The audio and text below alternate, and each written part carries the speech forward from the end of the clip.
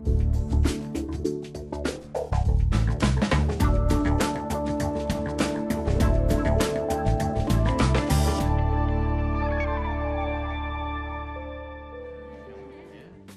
become a chair, you have to be prepared to give a certain amount of time. And I think also you have to be somebody who can work with other people, who can talk with other people, and also who can chair a meeting and try and keep that meeting purposeful and not too long.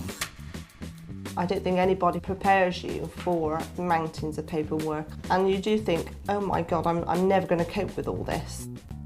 But then I just think, right, Jack, you've got to sit down now and you've got to get on with it because this needs doing. I think I've missed one meeting in 16 years, so I think I think I'm proud of that. I think, a new build comes along once in a lifetime, and I'm just lucky to be here at this moment in time. One of the key roles in any school governing body is that of the chair. But what do chairs do? How do they run meetings? How do they form effective working relationships with their head teachers? And when they were young teachers.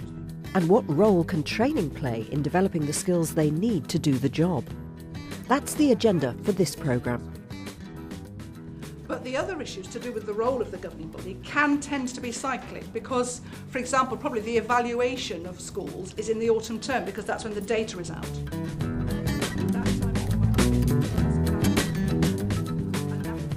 In the autumn term, it is usual for the governing body to re-elect or elect its chair and its vice chair. Some governing bodies may have chosen to elect their chair for a longer period of time than a year, some won't. Governing bodies don't have to elect their chair during the autumn term, but those at Two Moors Primary School in Devon have chosen to do so. This is their first full meeting of the autumn term, and the current chair is Ivan Godfrey. He introduces the item in the agenda. Item 4 is all to do with chairs and vice chairs. May I ask for a nomination for chairman for the next year? Ivan has been nominated. I will now leave the room and allow Lorna to take over, and you can discuss amongst yourselves what you do about the role of chair. Lorna. Chairs often become chairs because they're asked to by their fellow governors. Often when a member of a previous chair has said, I want to stand down, I've done this for long enough. And I suppose to an extent I felt I had the time and the interest and I was prepared to do it. And I think that often happens with chairs, that they're people in the right place at the right time. Well, do I sit here? Yes. All right. You've been elected chairman for the coming year. Can I refuse? 4 years. Thank you very much indeed, yes. Jackie Ball has been chair of the governors at Gay Elms Primary School in Bristol for only 2 years. Because governors are required, I'm absolutely 100% sure of that. Definitely. I'm just not sure whether staff But other maybe than we those... need to find that out before the audit then. Because the only time that I didn't think I was the right person to chair the governors was I was pulled into a room with the head teacher at the time and the chair of governors, and who said to me, we think you're the right person to be the chair. And I said, well, I'm really sorry, but I've got to disagree with you there. I said, I don't think I am the right person because I haven't got the confidence. They then said to me that we think with a little bit of help from the chair, who would then stand down to be vice chair, that you could actually make it work. So I said I was in agreement that I would do it for a term to see how it worked out. And if it didn't, then they would have to think again. It's children's money, so what goes in, say... Richard Bevan is chair of the governing body of Bedminster Downs Secondary School in Bristol, where the head teacher is Marius Frank. Been a governor now for 16 years, 4 years as vice chair, 4 years as chair. Really wants to see the new school project finished. That was an aim of mine, not walk away just yet. I thought if the governors would accept me on another 4-year term, which they did, and I would do 2 more years of chair, just to see them through the process, and then blood in a new chair. And Mark, who's our vice chair this year now, will step up into chair hopefully in 2 years' time. And I can stand down to vice chair just to assist him through the early 2 years of process. Matters arising, well, we discussed the last set of minutes at the governor's meeting, so that's already been passed. So item 3, PFI update, please. But how is being the chair of governors different from being just a member of the governing body? Can you not do it on a yearly basis then? Issue to governors on a yearly basis? To all governors. The main difference to being a chair to a parent governor is that you lead the governing body. You set the agendas for the governing body meetings, you chair those meetings, and if anything goes wrong, it comes back on your head and not as a parent governor. And Jackie's had a good deal of responsibility in the 2 years she's been chair. The school was in special measures and some feared it would close. It didn't. The governors appointed a new head teacher, and improving performance at the school has been due in part to the strong working relationship Jackie's developed with Annette Osborne. My relationship with Annette, we've got a very good relationship. Hi, come in. And we work very closely together. I see her on a daily basis. We do social things together as well. I've never found any problem in, being a chair and separating that off from being a friend. And if there was anything that I wasn't happy with, then I would say to Annette, I'm not happy with this.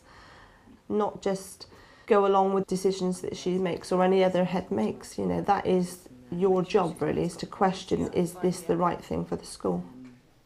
She knew the locality far better than I did. She is a member of this community. She knew what made it work. She knew the ins and outs. And in that way, she's been tremendously helpful for me.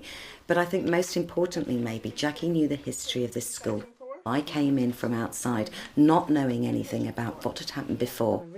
There's actually a standing joke, and they say that I've got so many hats, they don't know which one I should be wearing, because I am a parent, I am a chair. Were you thinking of a sponsored walk around the... No, they were thinking more of the pubs, actually. The chair of governors is in a unique position. She or he will have access to the head teacher and to information other governors may not have. And so has the responsibility of involving less experienced members, making sure they feel able to contribute. The next stage, I think, is the size of the governing body. At the moment, we're 18 because I think we had to be because of the number of pupils. Now we can choose freely whether we stay the same, whether we have more governors, fewer governors, or what. Your views, please. And please, I'm open to all comments. I think you've pretty much got a person covering each committee, if you see what I mean, haven't you? I see being a support to the head teacher as being really very important indeed. But support doesn't mean just saying yes.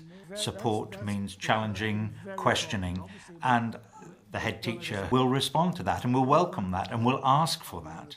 Really, as a governing body, we have to question Roy about any of what is in here, and then to say, yes, we support this, we approve of this, and to be aware of it, and to come back really at the end of the year and say, well, how have we developed and what have we got to show for it? Any questions? I happen to have a background in education, but lots of my fellow governors have not got a background in education. But so it's important that the head can come and explain to them why certain decisions are being made, why the school is adopting this or that policy. At Bedminster Downs School in South Bristol, Richard Bevan has adopted a slightly different approach to being the chair. While he's involved himself with some of the practical initiatives in the school, like the new building for which he's lobbied over many years, he feels he doesn't have to see the head teacher on a day-to-day basis. I think Maris is great. We get on really, really well. I don't see him every day of the week. I wouldn't want to because he's a busy man. I come here as often as I can, but I'm not in his way. I like to think I'm not in his way. If he needs some support or a decision being made, he does it at the end of a telephone, mobile phone, or an email address. So I think the balance is right, because in his role as a senior manager of a senior school, he's loaded with enough details and day-to-day issues as it is. I just don't want to impinge upon that whatsoever. I meet with the chair formally at least once a month through the subcommittees and the committee meetings. But on an ad hoc basis, we might meet up another once a month if an issue arises. For example, a letter's written to the governor complaining about the head teacher or something that's happened in school, and he seeks clarification on it before he writes back to the parent. And equally, if a budget issue or an LEA issue arises that impacts on the school, I might run it past the chair first. For the last 10-15 years, the governing body has been so keen on trying to get a new school for Bedminster Down. They put in many hours on top of their jobs to define what the new school might look like, define the vision behind the new school, and involved in the selection of the preferred bidder for the process. And that's a testimony really to the effort the governors have put in over the years. Hopefully the aspirations of the school will be obviously move into the new build, demolish the old build and start afresh with a brand new building with fantastic facilities. And then hopefully what will happen then is that we'll nurture the pupils and the staff to develop their skills and take the school forward and improve and improve and improve upon the results. Can a chair of governors stay in post too long? Richard Bevan's been chair for over 5 years, so he's decided it will soon be time to step down. The governing body has discussed the need for a smooth transition, and Mark Diamond is the governor who'll take over. Principally, my role is going to be to shadow Richard as the chair of governors at the moment, to understand from him particular nuances and things that have to go to being a chair of governors, understanding the relationship with the head teacher. I think it would be very good for my sort of personal development to actually be responsible for filling a role like that. But I think above all, it's a huge opportunity. Like a lot of governors, Mark Diamond is developing his understanding of the role of the chair with the help of training courses provided by his local education authority. An increasing number of LEAs provide training for governors, as well as information and advice through newsletters. In this day-long event on the role of the chair, Judy Burgess is leading a discussion about subcommittees. Then you avoid having all the governors having to be involved in everything, and you design committees as tools to deal with the different issues. I thought the training was useful. One of the most useful aspects of it actually was just the opportunity to talk with other governors, get to share their ideas and understand the issues that other schools face and how they're tackling those. I thought some of the ideas that came out in terms about how to go about coaching other governors and putting in place development plans and succession plans for governors was good. And the idea of seeing the chair of governors as a coach really, not just a sort of personal authority, but as a coach to bring along the whole governor team. I was vice chair last year and a governor the year before, so I'm fairly new still. One of the things I'm going to raise at our next full governing body meeting is doing a skills audit, because it's going to be very difficult to develop other governors if you don't know what their strengths and weaknesses are.